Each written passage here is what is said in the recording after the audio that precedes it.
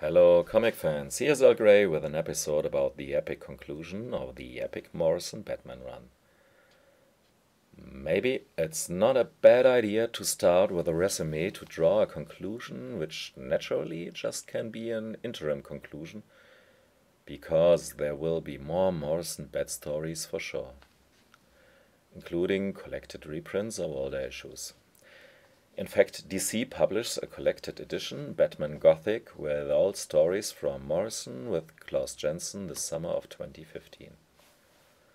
But for now, I think 3 of the Grant's Bats books stand out: Arkham Asylum, Batman and Robin, and Batman Inc., which is actually the topic of today's vid. Morrison's work with Dave McKean, Arkham Asylum, brought a psychological depth into the Batman mythos that was, to my knowledge, more intense than in any Bat story before. A radical intellectual wrecking ball, whose impact was increased by McKean's most unusual artwork. But Morrison didn't reinvent Batman. Even in Arkham Asylum, he questioned the myth in a daring and unprecedented manner, but he did this in the boundaries of the original concept and story. Nothing was really out of character, so classic Bat fans could dig the story while the others could be turned on by all the new leverage that Morrison used on Arkham and the Bat. Anyhow, the more recent Bat stories by Morrison are clearly less innovative. In opposition to Morrison's reputation of doing radical and confusing new stuff all the time, the story arc that finds its conclusion in Batman Inc. is slick, poppy, smooth, well organized, and a relatively easy read. In my book, that's not necessarily a bad thing.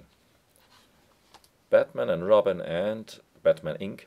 are elegant comic tales with a stringent narrative, full of twists and turns. There are no loose ends, all threads, and there are a couple of threads. All threads are more or less interwoven into the plot.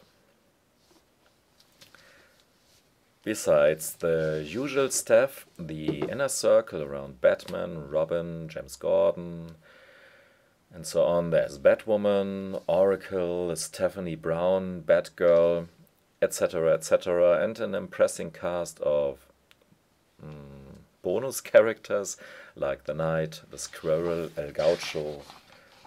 Okay, I forgot Nightwing, maybe the Batcow, of course, very important, Alfred the Cat, and so on. None of them is neglected. Each one plays a smaller or bigger part in the plot. For nearly all of them, Morrison found poignant situations and lines. The premise of Batman Inc. is the founding of a worldwide Bat organization which made it possible to include even characters like the Japanese Mr. Unknown or Lord Deathman, which appeared in the Bat mangas from way back when. It's surely not an accident that DC started to publish the old mangas in collected editions I guess in the last year, 2014.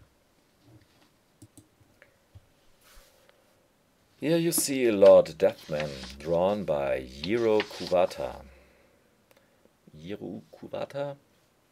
Don't know how to pronounce his name correctly. So it's now not by accident neither that the new Mr. Unknown is a guy named Jiro, or Jiro. But the most prominent villain is an old Nazi here with Alzheimer. A crossover between a generic James Bond villain, Old Man Hitler, and a senile godfather before the background of the Falkland War. I enjoyed the balance Morrison achieved between the dreary tension of the general plot and the colorful lightheartedness in which it is presented. So even in the most dramatic part, just before Damien got killed,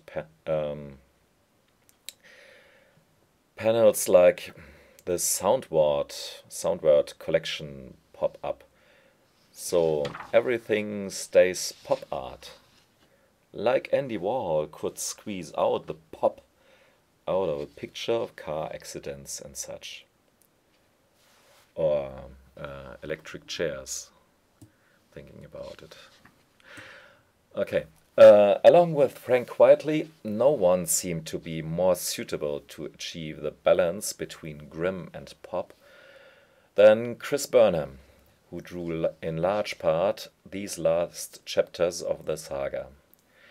If one tries to retell the plot just in words, without the pictures, he realizes, or he must realize, how gruesome, grisly, and gory the story actually is. Despite numerous moments of relief, funny moments, the plot is saturated with blood, desperation, and violence. It's to Burnham's credit that this stuff is easily digestible, always more fun than gruesome, although, or nearly always more fun than gruesome, although it's no kiddie comic and it aims clearly at a more mature audience. Due to Burnham's fun packaging, it's most of the time a quite family-friendly comic as well. Nearly for all ages, even though I wouldn't recommend this for kids under, let's say, 12 years. And Burnham delivers that retro feel in some flashbacks with Kathy Kane, aka Batwoman, as well. All in all, Batman Inc., especially in this Absolute Edition, is a treat for the eye, a jewel on your shelf, and least but not last, a fantastic and fun read. Thanks for listening and watching. Goodbye.